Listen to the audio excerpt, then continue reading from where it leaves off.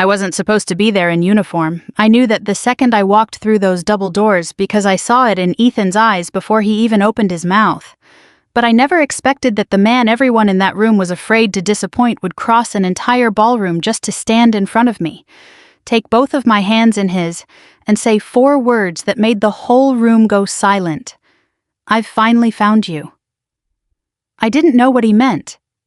Not yet. But that moment cracked my marriage open in ways I never saw coming. My name is Natalie Walker. I'm 42 years old, and for the past 19 years I've worn the uniform of the United States Army. Right now I hold the rank of lieutenant colonel, though for most of my marriage, my husband introduced me to people simply as, "My wife, she's in the military." The way you might mention a hobby. Someone has something mildly interesting but not worth dwelling on. I had just returned from an extended deployment supporting humanitarian relief operations overseas. The kind of assignment that keeps you away from home for months at a stretch. The kind that changes something in you quietly without announcement. I hadn't been to one of Ethan's work events in almost a year. Ethan is 45, a mid-level sales executive at Hawthorne Technologies, and image has always mattered to him more than almost anything else. He irons his shirts twice. He rehearses handshakes. He once told me that the difference between a good career and a great one is knowing exactly how to be perceived in a room. I used to find that charming back when I thought it meant he cared about doing things well. 17 years of marriage taught me it meant something else entirely. That night was the company's 30th anniversary gala held in a hotel ballroom downtown, the kind of event with a string quartet in the corner and a seating chart that mattered more than anyone wanted to admit. I had come straight from base, and there hadn't been time to change, so I arrived in my army greens, the formal uniform, every ribbon and insignia in its place. I hadn't thought twice about it. To me, it was simply what I was wearing that day, no different than if I'd shown up in a suit I already owned. Ethan met me at the entrance, and I watched his face shift the moment he saw me. Not surprise, something tighter than that. He took my elbow not gently and steered me toward a corner near the coat check, away from the crowd already gathering near the ballroom doors. "What are you doing?" he said, not really a question, more of an accusation. "I came straight from Bragg. There wasn't time to change." He exhaled through his nose the way he does when he's deciding whether to be angry in public. He leaned in close, his voice dropping to something just above a whisper meant only for me. "Don't embarrass me tonight, please, just blend in." I nodded. I always nod. 19 years of learning to de-escalate, to read a room, to make myself smaller when smallness kept the peace. None of that skill set left me when I walked into civilian life. If anything, I'd gotten better at it with him. So I blended in, or tried to. I found a spot near one of the tall windows and stood there with a glass of sparkling water. I didn't really want watching the party move around me like water around a stone. Ethan worked the room the way he always did, laughing at jokes, a beat too loud, touching people's shoulders, angling his body toward whoever seemed most important in a given cluster. Nobody approached me. A few people glanced at my uniform with a kind of polite curiosity, the way you might glance at a stranger's tattoo and then looked away. I was used to that too. Military life doesn't translate easily into cocktail party conversation, and I'd stopped expecting it to. Then Jonathan Hawthorne walked in. I knew who he was, of course, the founder and CEO, 63 years old, silver-haired, the kind of quiet authority that made an entire room shift its weight when he entered. He moved through the crowd with practiced ease, shaking hands, exchanging a few words here, a nod there, the whole company orbiting him like he was gravity itself.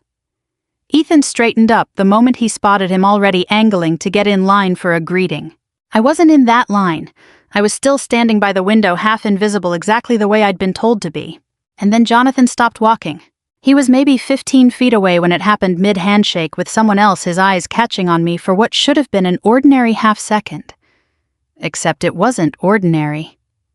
He froze. His hand slipped from the handshake he'd been in the middle of, and he just stood there staring at me like he'd seen something impossible. The conversation around him faltered. People noticed him noticing me the way a room notices when its center of gravity shifts. Ethan noticed too. I watched him turn, confusion crossing his face, and then something else, something closer to alarm. Jonathan started walking toward me. Not the polished, measured pace he'd used all night. Faster, almost urgent.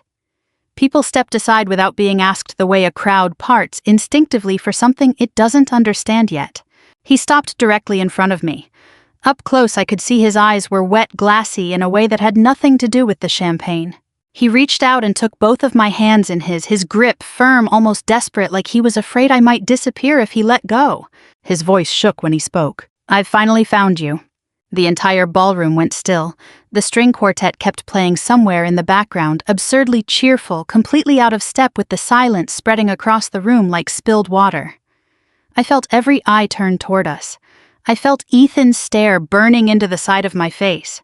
I had no idea what this man was talking about. I had never met Jonathan Hawthorne in my life. At least that's what I thought.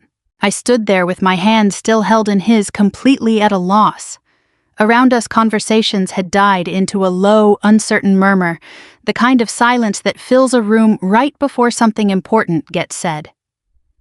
I searched Jonathan Hawthorne's face for some clue, some context that would make this moment make sense, but all I found was raw, unguarded emotion from a man I was certain I had never met. "I'm sorry," I said carefully. "I think you might have me confused with someone else." He shook his head immediately, still holding my hands, his grip loosening only slightly. No, I don't think I do." He let out a breath that seemed to carry years of tension with it. "I'm sorry I've startled you. That was never my intention. It's just, I've looked for you for a long time." Behind me I could feel Ethan approaching his presence, radiating tension, though he stopped a few feet short, unsure whether to insert himself into whatever this was. I glanced at him briefly. His jaw was tight, his eyes darting between Jonathan and me like he was trying to solve an equation with no visible variables. "Mr. Hawthorne," I said, using his name deliberately professionally, trying to re-establish some kind of normal footing. "I think there's been a mistake. I don't believe we've met." Something flickered across his face, not offense but a kind of gentle recognition, like he'd expected this exact response from me.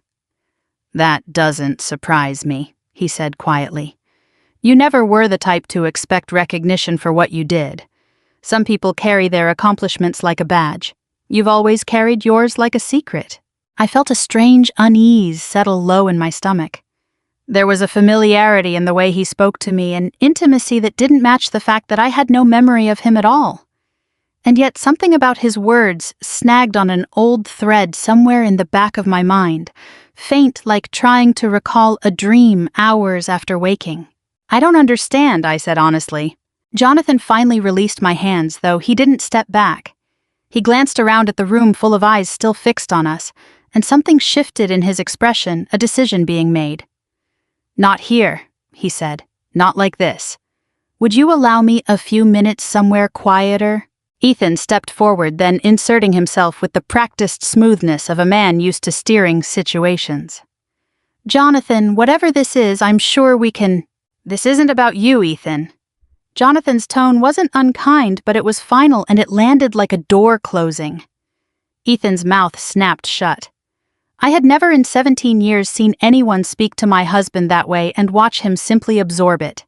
Jonathan led me toward a quieter alcove near the back of the ballroom, away from the crowd, though I could still feel curious glances following us. He gestured for me to sit, but I remained standing, arms loosely crossed, every instinct I'd built over 19 years of service, telling me to stay alert, to wait for information before reacting. 15 years ago, he began, his voice steadier now, though still threaded with emotion, I was leading a civilian engineering delegation overseas. Infrastructure work, water systems, electrical grids, nothing military, nothing dangerous, or so we thought. He paused, his eyes, distant, caught somewhere in memory. Our convoy was ambushed. I don't remember much of it clearly.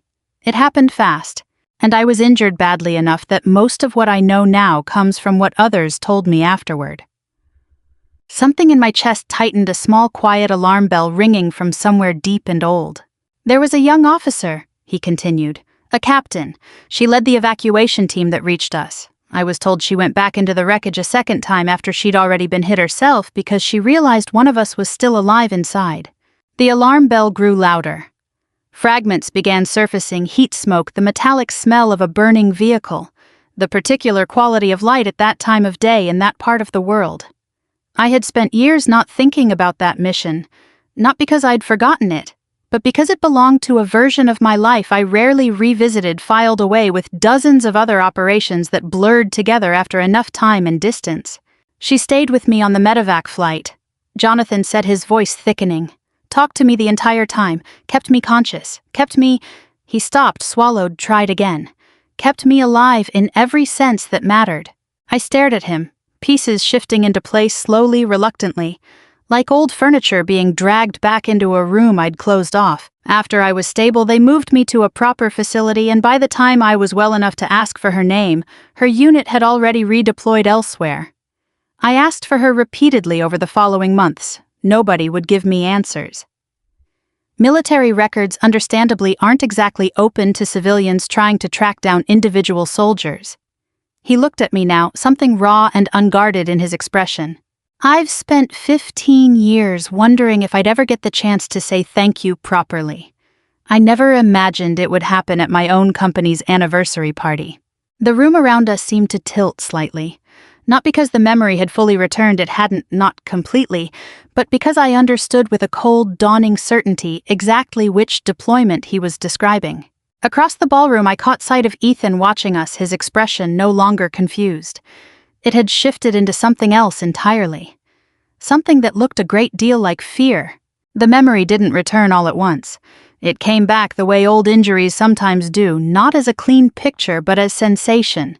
First heat pressing against my skin, the specific weight of gear soaked through with sweat, the sound of a vehicle fire, which is nothing like what movies make it sound like. Quieter, almost like breathing. Jonathan watched me piece it together, patient in a way that told me he understood exactly what this process cost. "You were a captain then," he said, gently filling in what my memory hadn't yet surfaced on its own. I didn't know that at the time, of course. I just knew there was a young officer running toward the wreckage when every instinct a person has tells them to run the other way. I remembered fragments now, more solid with each passing second. The convoy had been civilian engineers and contractors working alongside a joint security detail. My unit had been providing perimeter support nearby, close enough to respond when the ambush hit.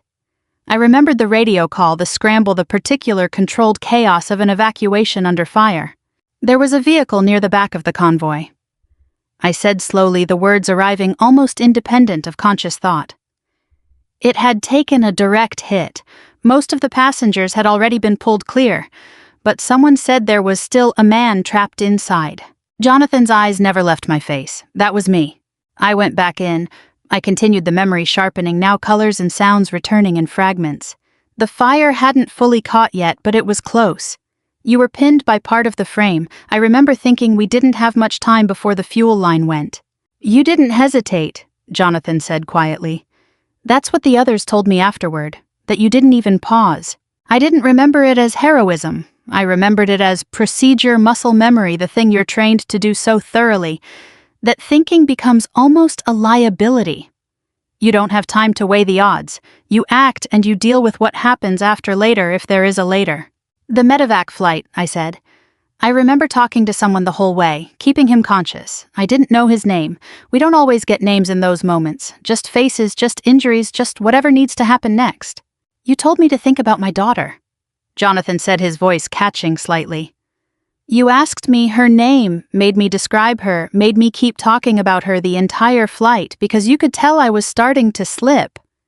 I didn't understand until much later that you were doing that on purpose, keeping me anchored."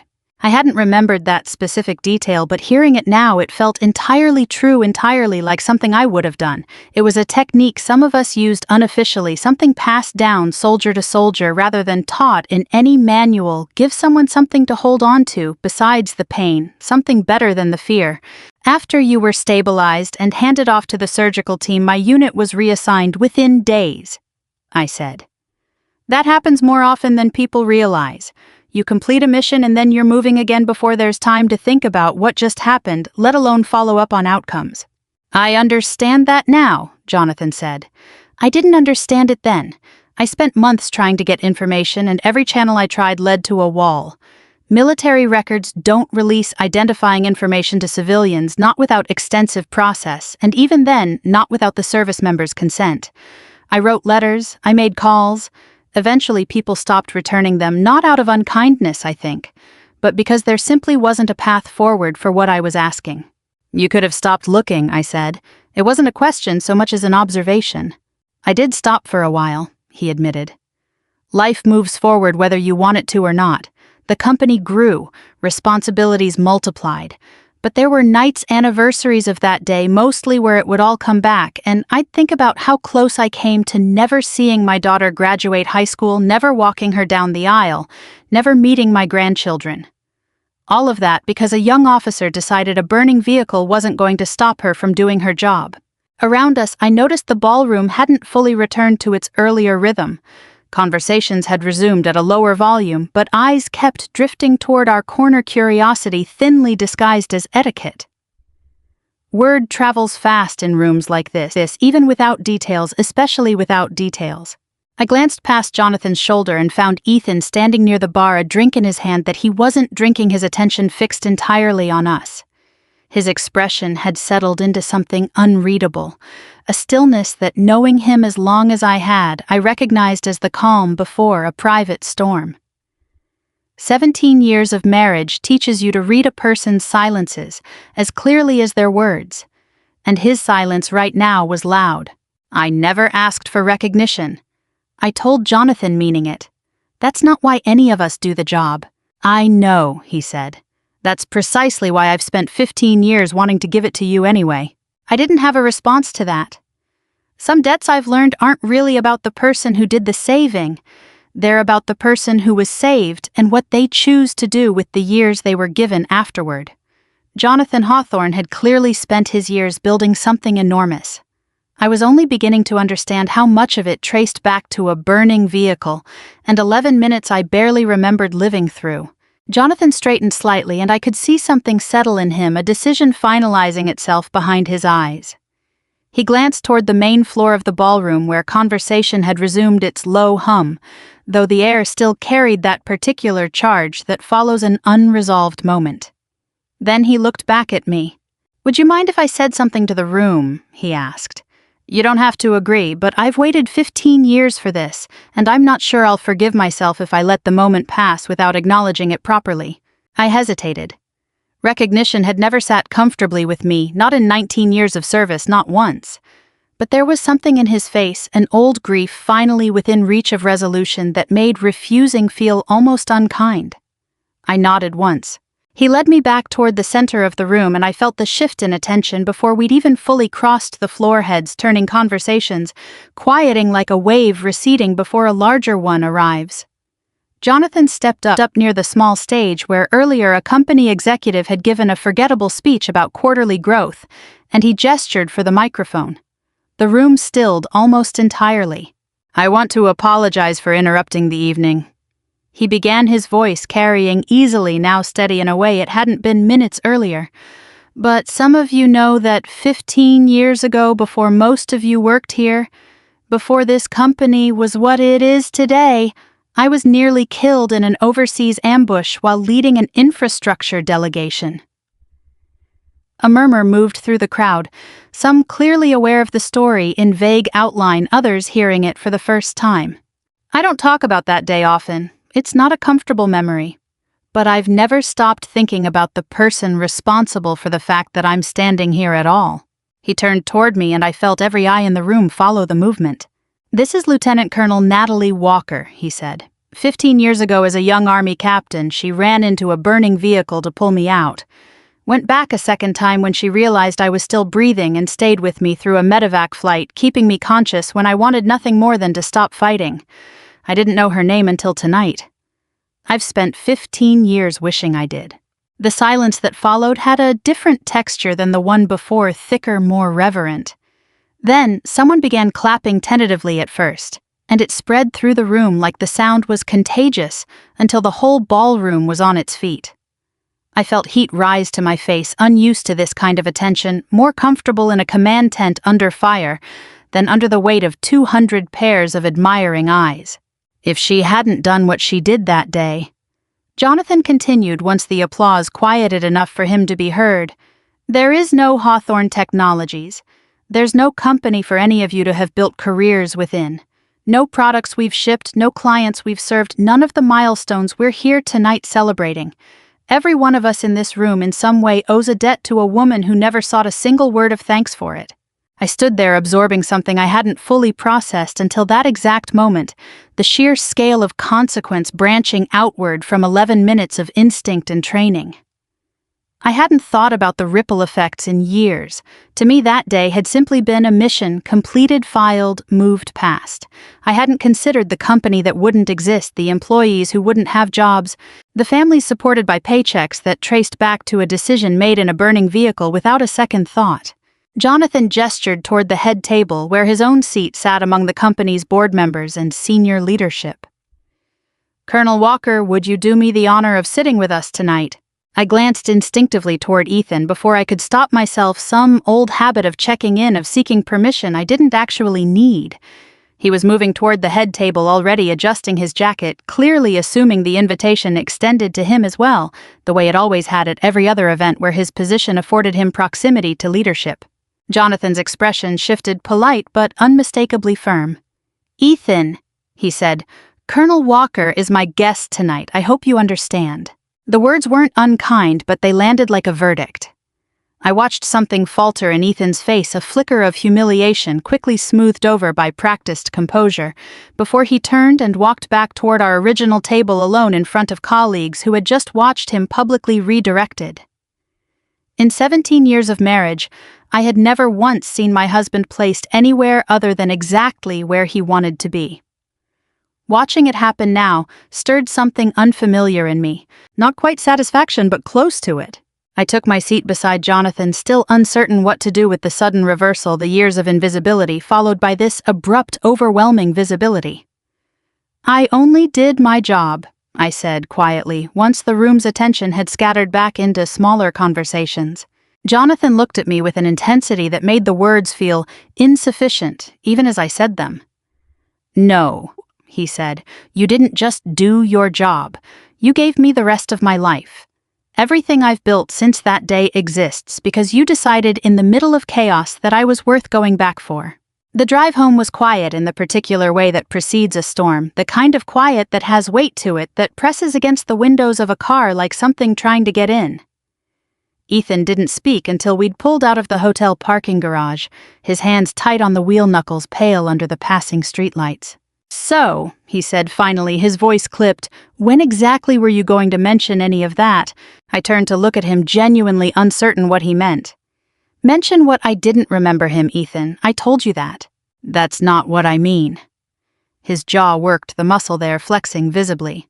"I mean the whole hero thing, running into burning vehicles, saving CEOs. That's not exactly a small detail to leave out of 17 years of marriage." "It wasn't a secret," I said, though even as the words left my mouth I recognized the small dishonesty in them. It hadn't been a deliberate secret, but it had been something I'd chosen not to bring up the way soldiers often do with the parts of service that don't translate easily into dinner conversation. There are a lot of missions I don't talk about, not because I'm hiding them, because most people don't want to hear them, and honestly most of them don't come up naturally in conversation. "Most people?" He repeated, an edge creeping into his voice. "I'm not most people, I'm your husband." I didn't respond right away, watching the streetlight slide across the windshield in long amber streaks. There was truth in what he was saying, buried somewhere beneath the anger, but the anger itself felt disproportionate, aimed at the wrong target entirely. "You're upset," I said carefully, "but I don't think it's actually about the story." His laugh was short, humorless. "You're right, it's not about the story. It's about the fact that my wife just got seated at the head table of my company's biggest event of the year, in front of my boss, in front of my colleagues, while I got sent back to sit with the regional managers like some kind of afterthought. There it was, the real wound finally surfacing, raw and unmistakable. "I didn't ask for that seat, Ethan. Jonathan offered it. What was I supposed to do, refuse the CEO in front of 200 people? You could have insisted I come with you." "You tried." He said no, that wasn't something I controlled.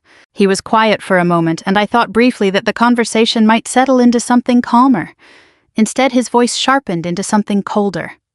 "How well do you actually know him before tonight, I mean?" The implication took a second to land, and when it did, it landed hard. Are you seriously asking me that? I'm asking a simple question. I saved his life 15 years ago and forgot his name within a year because that's what happens on deployment, Ethan. You move on to the next mission. I didn't know him at all before tonight. I still barely know him now. Then why did he look at you like that?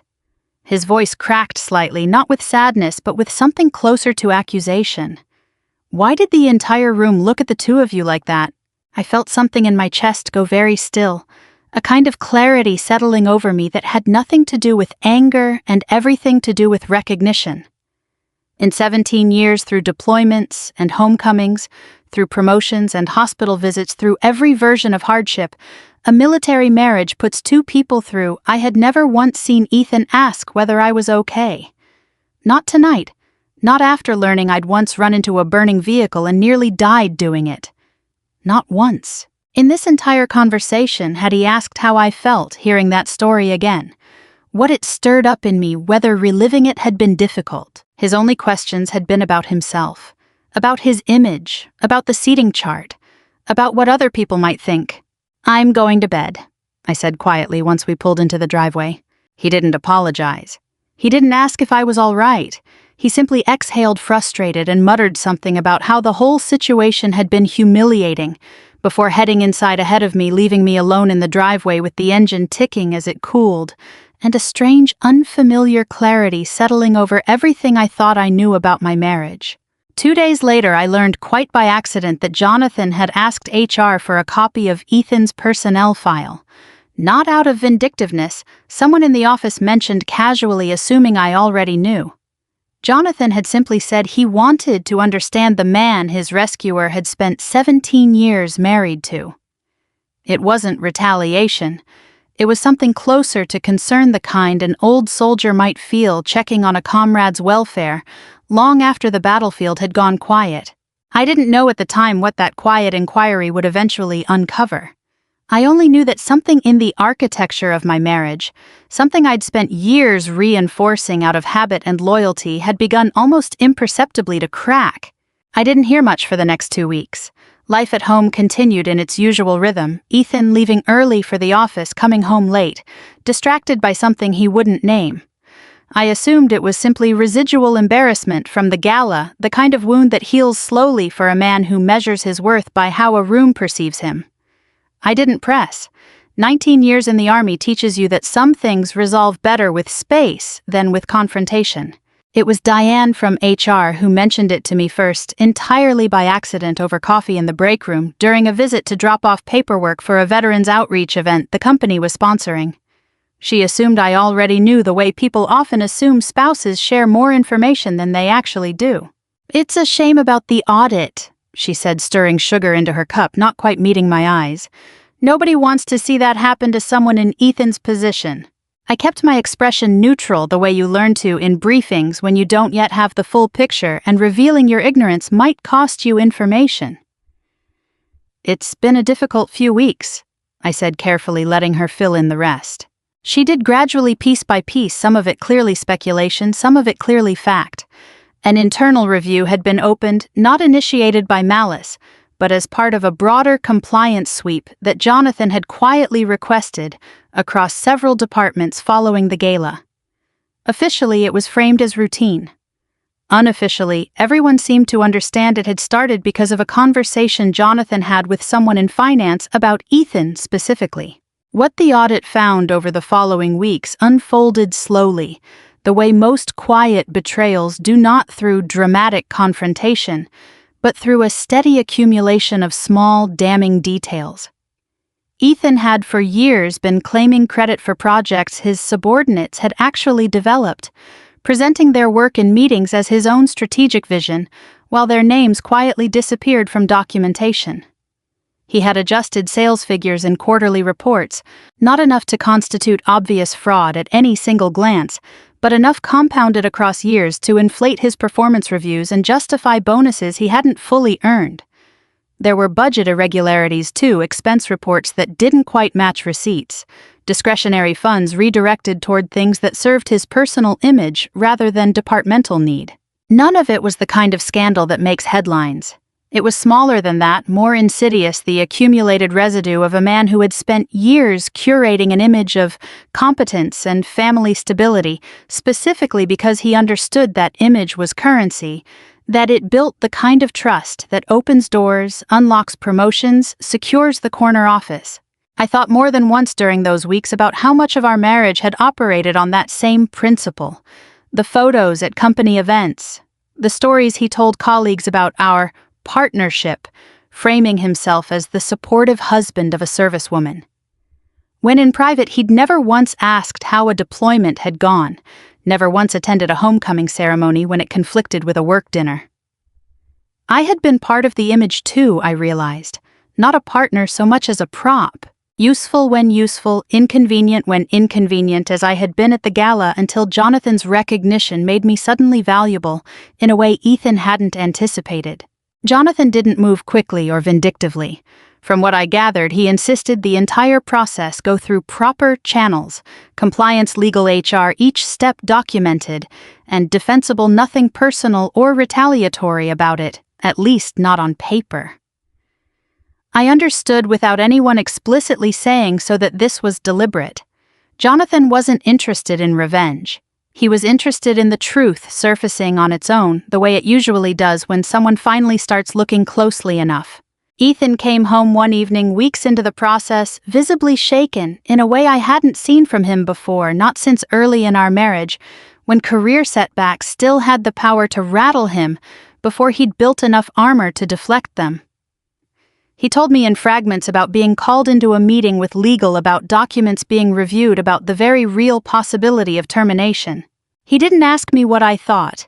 He didn't ask if I could help, though I suspected somewhere beneath his panic, he hoped my unexpected relationship with the CEO might somehow shield him from consequences he'd created entirely on his own. I didn't offer that shield. I found sitting across from him that evening, watching him unravel over something years in the making, that I felt strangely calm. Not satisfaction, not quite. Something closer to clarity, the kind that arrives after a long fog finally lifts, and you can see the actual shape of the landscape you've been living in. I thought about the woman I'd been before this marriage, before I'd learned to make myself smaller in rooms, before quiet had become my default setting at home, the way vigilance was my default setting on deployment. I thought about the captain who ran into a burning vehicle without hesitation, who trusted her instincts completely in the moment that mattered most. I hadn't trusted those instincts at home in a very long time. That night after Ethan fell into an uneasy, exhausted sleep, I sat alone in the kitchen with a cup of tea slowly going cold, and I let myself ask a question I'd been avoiding for longer than I wanted to admit. What exactly was I still doing here? The termination came 3 weeks later, quiet and procedural the way Jonathan had insisted it be handled from the beginning. Ethan was given the option to resign, which he took along with a severance package that was generous enough to suggest Jonathan still carried some complicated gratitude toward the marriage that had, however, imperfectly been part of my life during the years he'd spent searching for me. There was no public scandal, no headlines, just a quiet exit through a side door. The same kind of exit Ethan himself had once been so careful never to be associated with. He moved out gradually the way people do when they're still hoping the situation might reverse itself if they don't fully commit to leaving. Boxes appeared by the front door, disappeared into a rental truck, reappeared the following week as more boxes. I didn't rush him. I didn't need to. Something in me had already settled into a decision that didn't require confrontation to become real. The night before he left for good, he stood in the doorway of what had been our bedroom, watching me fold the last of my uniforms into a garment bag, and he asked in a voice smaller than I'd heard from him in years, whether there had ever been a version of this where we made it. I thought about it honestly, the way I owed him at least that much honesty after 17 years. I don't know, I told him. But I know I stopped recognizing myself somewhere in the middle of trying to find out. He didn't argue. Maybe by then even he understood there was nothing left to argue. I slid my wedding ring off that same night, setting it gently on the kitchen counter where he'd find it in the morning, not as a dramatic gesture but as a quiet, factual conclusion to something that had already ended long before either of us said the words out loud. The divorce finalized 6 months later, uncomplicated by the standards of these things. Both of us too tired, I think, to fight over what remained. Jonathan never once suggested I owed him anything for what had happened to Ethan's career, and he never made the mistake of positioning himself as anything other than what he was, a man grateful for a debt he'd spent 15 years wanting to repay. He kept his distance respectfully, checking in occasionally, never pushing, never assuming. It was months later over coffee that he mentioned a project close to his heart, a foundation he'd been quietly funding for years, supporting veterans and military families navigating the transition back into civilian life. The kind of transition I understood intimately, having spent nearly 2 decades learning how to exist in uniform, and only recently beginning to relearn how to exist without one. He asked if I'd consider running it. Not as a favor, not as gratitude disguised as employment, because he said nobody understood the terrain better than I did. I said yes before I'd fully thought it through, which felt right somehow, a return to the instinct I'd spent years suppressing at home. The work suited me in ways I hadn't expected. I spent my days now surrounded by women who reminded me of myself at different stages. Captains and sergeants and specialists trying to figure out who they were outside of a chain of command wives and husbands of deployed service members, trying to hold households together through absences most people never fully understand. I helped build programs, secured funding, sat across from women who needed to hear from someone who'd lived it, that rebuilding an identity after service wasn't a sign of weakness. It was simply the next mission. A year after that gala, the foundation held its first major fundraising event, held fittingly in the same hotel ballroom where all of this had begun. I stood on the small stage, looking out at a room full of people who understood now a version of my story that had nothing to do with romance or rescue and everything to do with resilience. For a long time, I told them I thought I had to make myself small to keep the peace. I thought dignity meant staying quiet, staying invisible, letting other people's comfort matter more than my own truth. It took me a long time to understand that no one should ever have to apologize for having lived a life worth being proud of. The applause that followed felt different from the one at the gala a year earlier, less about shock, more about recognition, the kind of standing ovation that comes from people who've walked some version of that same road themselves. Afterward, Jonathan found me near the back of the room, 2 glasses of champagne in hand. He offered me one, his expression carrying none of the desperate urgency from that first night, just quiet warmth, patient in the way, only someone who has waited 15 years for something learns to be. "Would you have dinner with me sometime?" he asked. I smiled, thinking of everything that had led to this exact moment, the burning vehicle, the medevac flight, the years of silence, the marriage that had slowly taught me my own worth by first failing to see it. This time, I said, "You don't have to look for me. I want to know what you think happens next for Natalie. Leave a comment below and let me know where you're watching from tonight. We've got incredible stories like this one for you every single day, so make sure you subscribe so you never miss a moment like this. Let's keep this journey going together."